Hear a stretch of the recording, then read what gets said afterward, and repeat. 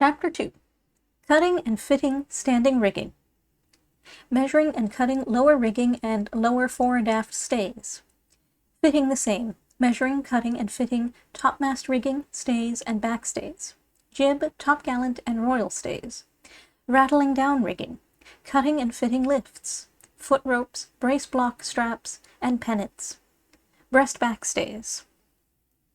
Cutting lower rigging. Draw a line from the side of the partners abreast of the mast, on the deck, parallel to the channels, and to extend as far aft as they do. On this line, mark the places of each dead-eye, corresponding to their places against the channels. Send a line up to the masthead and fasten it to the mast by a nail above the bibs, in a range with the center of the mast, and opposite to the side the channel line is drawn upon. Then take the bight of the line around the forward part of the mast, and fasten it to the mast by a nail, opposite the first nail, so that the part between the nails will be half the circumference of the masthead. Then take the line down to the mark on the channel line for the forward dead-eye, and mark it as before. And so on, until you have got the distance between the mast and each mark on the channel line. Now cast off the line from the masthead, and the distance between the end of the line and each mark will give you the length of each shroud from the lower part of the masthead. And, to make an allowance for one pair of shrouds overlaying another, you may increase the length of the pair put on second, that is, the larboard forward ones, by twice the diameter of the rigging, the third pair by 4 times, and so on.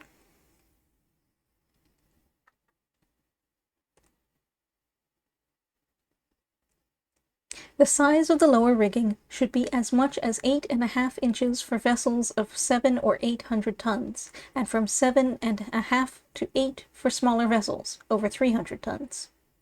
For the length of the fore, main, and mizzen stays and spring stays, take the distance from the after part of the masthead to their hearts, or to the place where they are set up, adding once the length of the masthead for the collar.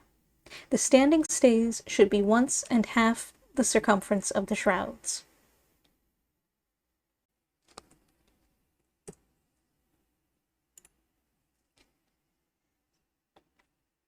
Fitting lower rigging. Get it on a stretch, and divide each pair of shrouds into thirds, and mark the center of the middle thirds. Tar, worm, parcel, and serve the middle third. Parcel with the lay of the rope, working toward the center, and serve against the lay, beginning where you left off parceling. Serve as taut as possible. In some vessels, the outer thirds of the swifters are served, but matting and battens are neater and more generally used. Formerly, the middle third was parceled over the service, below the wake of the futtock staff. Mark an eye at the center of the middle third by seizing the parts together with a round seizing. The eye of the pair of shrouds that goes on first should be 1¼ the circumference of the masthead, and make each of the others in succession the breadth of a seizing larger than the one below it. Parcel the score of the dead-eye, and heave the shroud taut round it, again turning it,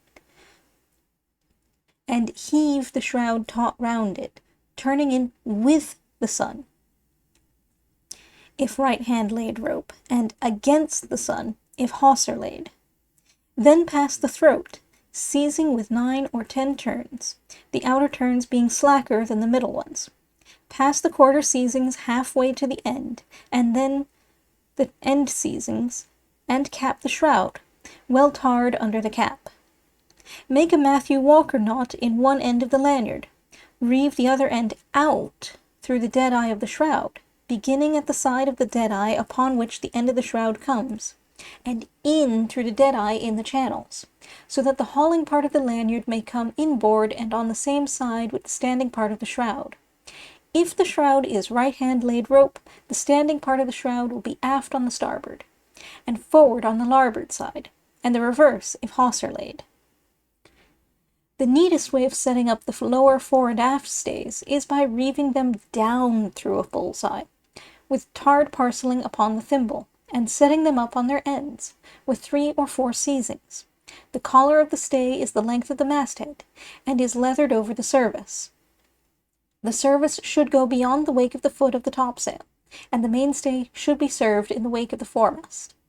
The main and spring stays usually pass on different sides of the foremast and set up at the hawse pieces. The bolsters under the eyes of the rigging should always be covered with tarred parceling, marled on. The starboard forward shroud goes on first, then the larboard, and so on. The forestay and spring stay go over the shrouds, and the headstays always go over the backstays. Cutting and fitting topmast rigging. For the forward shroud, measure from the hounds of the topmast down to the after part of the lower trestle trees, and add to that length half the circumference of the masthead at the hounds. The eye is 1 1/4 the circumference of the masthead.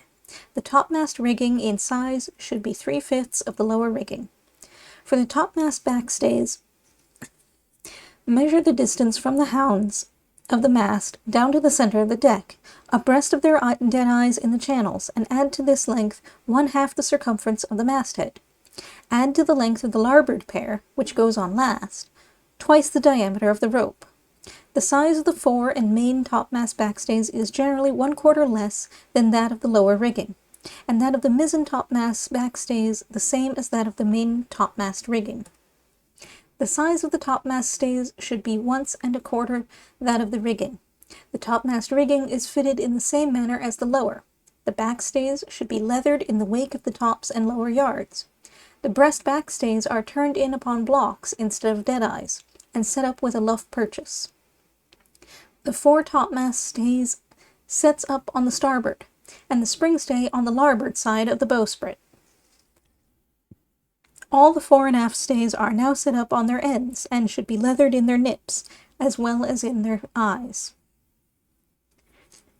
The main topmast stay goes through a heart or thimble at the foremast head, or through a hole in the cap, and sets up on deck or in the top, and the mizzen topmast stays set up at the main masthead, above the rigging. Jib, topgallant, and royal rigging.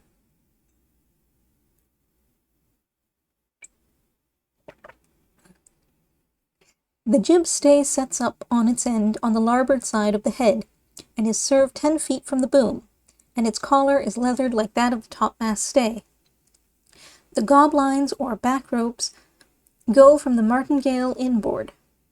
The guys are fitted in pairs, rove through straps or snatches on the spritsail yard, and set up to eye bolts inside of or abaft the catheads. The foot ropes are 3/4 the length of the whole boom, and go over the boom end with a cut splice. Overhand knots or Turks' heads should be taken in them at equal distances, to prevent the men from slipping when laying out upon them. The most usual method of fitting topgallant rigging in merchantmen is to reeve it through holes in the horns of the cross trees, then pass it between the topmast shrouds over the futtock staff, and set it up at an iron band round the topmast, just below the sheave hole, or else down into the top and set it up there. To get the length of the starboard forward shroud, measure from the topgallant masthead to the heel of the topmast, and add 1/2 the circumference of the topgallant masthead. Its size should be about 5/7 of the topmast rigging. Each pair of shrouds should be served below the futtock staves. They are fitted like the topmast shrouds. The fore and aft stays of long topgallant masts go with eyes, and are served and leathered in the wake of the foot of the sails. The fore topgallant stay leads in on the starboard side of the bowsprit, and sets up to a bolt at the hawse piece. The main leads through a chock on the after part of the fore topmast cross trees, and sets up in the top, and the mizzen usually through a thimble on the main cap, and sets up on its end. The topgallant backstays set up on their end, or with lanyards in the channels, and for their length measure from the masthead to the center of the deck, abreast the bolt in the channels. The royal shrouds, backstays, and fore and aft stays are fitted like those of the topgallant masts, and bear the same proportion to them that the topgallant bear to the topmast. The fore royal stay reeves through the outer sheave hole of the flying jib boom, and comes in on the larboard side. The main through a thimble at the fore jack cross trees, and the mizzen through a thimble at the main topmast cap. The flying jib stay goes in on the starboard side, and sets up like the jib stay. The gear of the flying jib boom is fitted like that of the jib boom.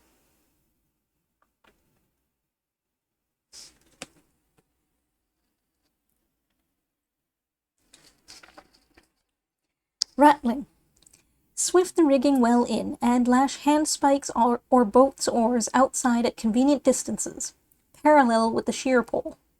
Splice a small eye in the end of the rattlin, and seize it with yarns to the after shroud on the starboard side and to the forward on the larboard, so that the hitches may go with the sun.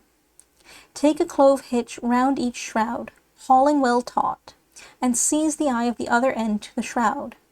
The ratlins of the lower rigging should be 13, and of the topmast rigging 11 inches apart, and all square with the sheer pole. Standing rigging of the yards. The first thing to go upon the lower yard arm, next the shoulder, is the head earing strap. The next, the foot ropes. Next, the brace block. And lastly, the lift. The foot ropes go with an eye over the yard arm, are rove through thimbles in the end of the stirrups, sometimes with Turks' heads to prevent their slipping, and are lashed to bolts or thimbles, but now usually to the iron trusses. The stirrups fit to staples in the yard with an eye splice. The lifts should be single, and fitted with an eye over the yard arm, and lead through a single block at the masthead, and set up by a gun or luff tackle purchase, with the double block hooked to a thimble or turned in at the end, and the lower block to an eye bolt in the deck. Instead of brace blocks on the fore and main yards, brace pennants fitted over the yard arm with an eye are neater.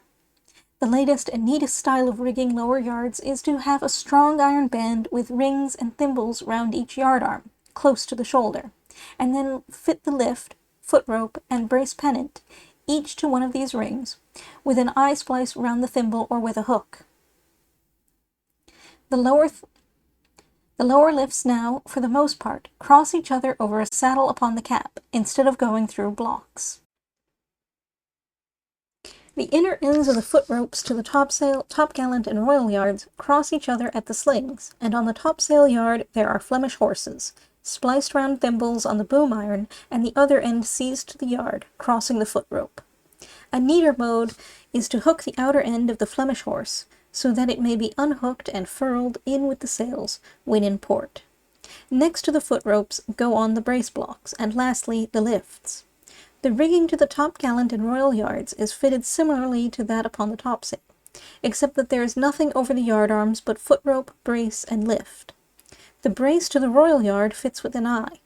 The reef tackle, studding sail halyard, and other temporary blocks are seized to the lower and topsail yard arms by open straps, so that they may be removed without taking off the lift.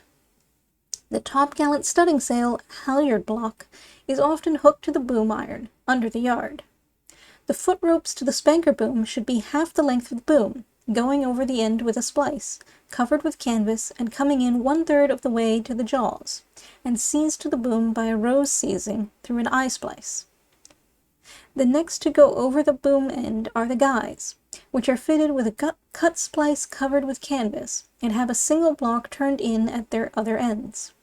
To these single blocks are luff or gun tackle purchases, going to the main brace bumpkin.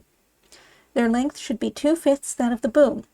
The topping lifts are usually hooked into a band or spliced into bolts about 1/4 the distance from the outer end of the boom, and reeved through single blocks under the top, with a double or single block at their lower ends.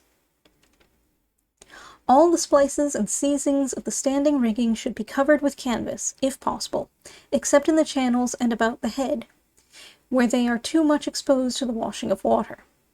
A vessel looks much neater for having the ends of the rigging, where eyes are spliced, or where they are set up on their ends aloft or on the deck, covered with canvas and painted white or black, according to the place where they are. The lanyards and dead-eyes of the smaller rigging which sets up in the top may also be covered with canvas. The lanyards, dead-eyes, and turnings-in of the rigging in the channels should always be protected by Scotchmen when at sea, and the forward shroud should be matted or battened all the way up to the futtock staves. In some smaller merchantmen, the lower rigging is not unfrequently set up upon its end to bolts in the rail. This is very inconvenient on many accounts, especially as all the seizings have to be come up with, and the nip of the shroud altered, whenever it is at all necessary to set them taut. This soon defaces and wears out the ends, while with the dead eyes only the lanyards have to be come up with. Some vessels set up their lower rigging with dead eyes upon the rail. This is convenient in setting them up in bad weather, but does not give so much spread as when set up in the channels, and presents a more complicated surface to the eye.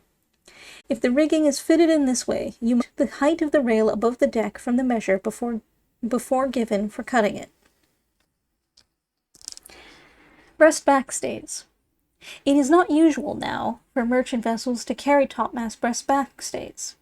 If they are carried, they are spread by the outriggers from the top.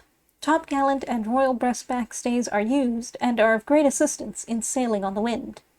There are various ways of rigging them out, of which the following is suggested as a neat and convenient one.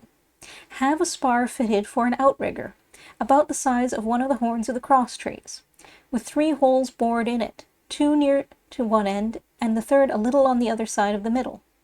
Place it upon the after horn of the cross tree, with the last mentioned hole over the hole in the end of the horn of the cross tree, and let the after topgallant shroud reeve through it. Reeve the topgallant and royal breast backstays through the outer holes, and let them up by a gun tackle purchase in the channels. The inner end of the outrigger should fit to a cleat, and be lashed to the cross tree by a lanyard. When the breast backstays are to be rigged in, cast off the lanyard and let the outrigger slew round the topgallant shroud for a pivot, the inner end going aft, and the outer end with the backstays resting against the forward shroud. One of these outriggers should be fitted on each side, and all trouble of shifting over and rigging out by purchase will be avoided.